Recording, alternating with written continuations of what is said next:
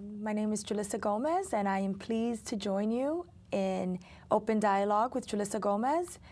Right now we have Rafael Leon. He's our guest for the evening. He is the outreach coordinator and workshop facilitator at the Puerto Rican Family Institute, which is located in Brooklyn, correct? Yes, the main office is in As Brooklyn. always, this year we're going to plan to continue to bring informative information, and that's why we've brought Rafael. We thought he had some things that were very interesting to share for the families. So what are some of the things that you do?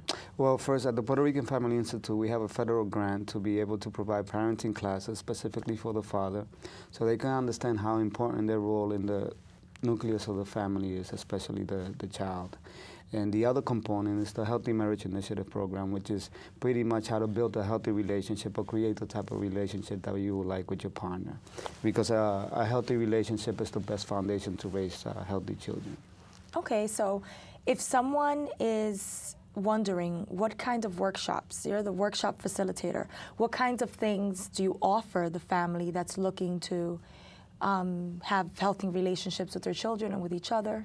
Okay, well, in terms of the fatherhood workshops, we it's sort of a socio-educational component with the father, understanding that who they are today has to do with what may have happened with them in the past, what family nucleus they came from, and how that impacts who they are today and how that impacts what type of father they are. Understanding that being a father, you are a role model to your child, and whatever you do, your child will do, and whatever you don't do, your child won't do either. And so if you want your child to be respectful, to get an education, to treat people with respect, you have to model that for that child. And that a child, you know, one of the things that we talk about is if I like baseball, and I always wanted to be a baseball player, but my child likes to paint, you know what I'm going to do? Am I going to take him to the park, force him to play, or am I going to find an exhibit and buy him crayons and things like that he likes in order to cultivate that talent that he has and support him in that sense of the way, you know? So understanding that as a father, I have to cultivate that in my son or my child or daughter, you know, where it's not about me anymore. I am the role model, I am the rod, and I have to expose my child to a role model that has the interests of the family first and then everyone else. Okay, so that's the fatherhood component. Yes. But this is, you have a familial aspect where yes. It's for the whole family? For the healthy relationship that we do, in order for a family to be healthy, the relationship between the parents need to be healthy.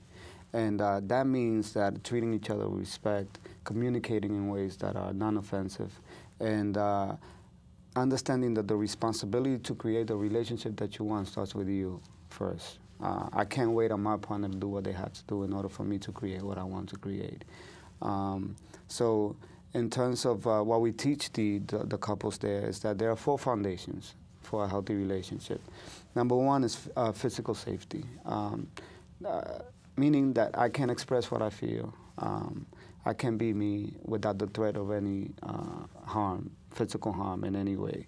And physical harm, I don't necessarily have to put my hands on you. You know, it could be slamming doors, it could be punching walls, it could be, you know, a loud voice with physical gestures. So I don't necessarily have to put my hands on you in order for your body to react as if there's a physical threat present. So just like we as partners feel that, guess what, our child feeling that also. So they understand that the minute daddy or mom comes through the door and they say one word, they slam the door, they say anything, that something is about to happen. So naturally that has an impact on the child also. And it manifests itself in different ways. So, so obviously physical safety needs to be present. Second is emotional safety. I need your support.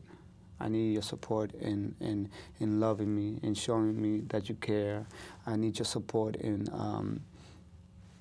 you know, in a way that I can feel I can count on you, that you accept me as I am, That doesn't mean I'm going to do whatever I want, but you accept me as I am. So being supportive to each other, listening. Yes, yes. And responding to what you're listening to. Yes, yes. And third is commitment.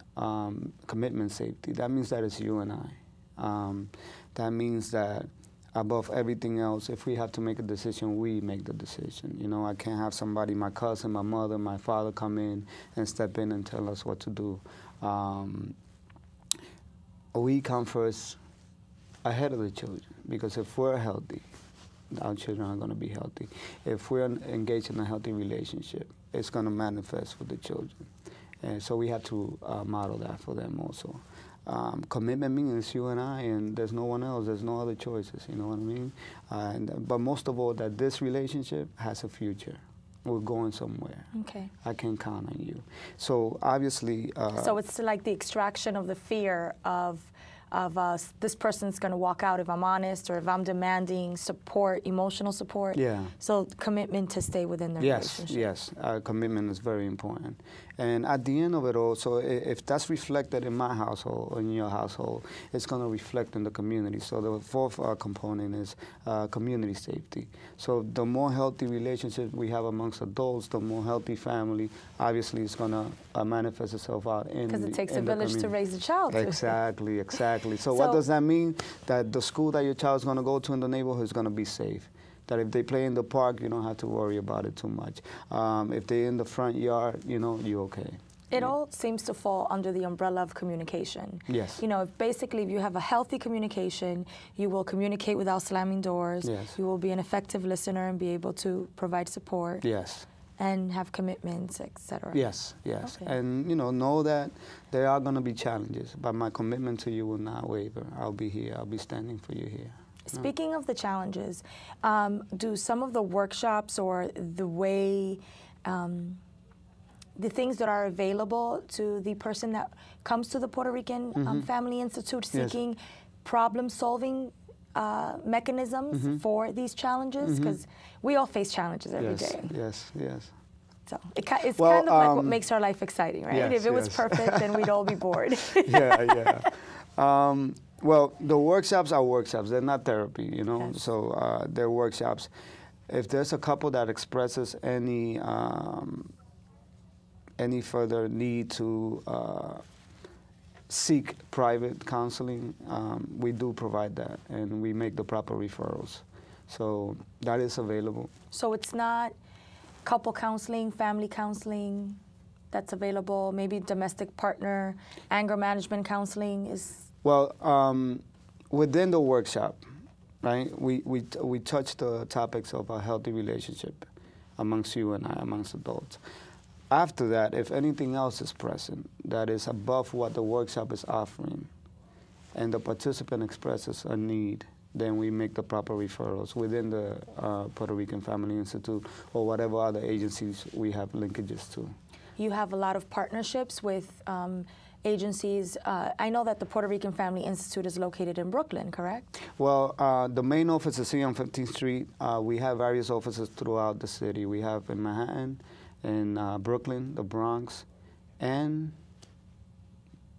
Queens. Queens, yes. Queens. I'm sorry, so the main office is on 15th Street here. Yeah, our office, my office where I work at is at Williamsburg, 217 Havemeyer, which is on the south side of Brooklyn, Williamsburg. So that's great, because, I mean, you basically have offices in all 5 boroughs, and I would assume relationships with different agencies that can be supportive with different people, depending on what their challenges are within the 5 boroughs. Yes.